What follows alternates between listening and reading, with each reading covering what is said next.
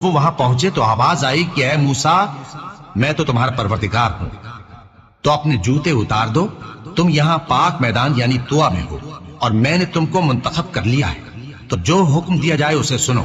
بے شک میں ہی اللہ ہوں، میرے سوا کوئی معبود نہیں، تو میری عبادت کیا کرو اور میری یاد کے لیے نماز پڑھا کرو۔ قیامت یقیناً آنے والی ہے، میں چاہتا ہوں کہ اس کے وقت کو پوشیدہ رکھوں تاکہ ہر شخص جو کوشش کرے اس کا بدلہ پائے، تو جو شخص اس پر ایمان نہیں رکھتا اور اپنی خواہش کے پیچھے چلتا ہے، کہیں تم کو اس کے یقین سے روک نہ دے، تو اس صورت میں تم ہلاک ہو جاؤ۔ اور اے موسیٰ، یہ تمہارے داہنے ہاتھ میں کیا ہے؟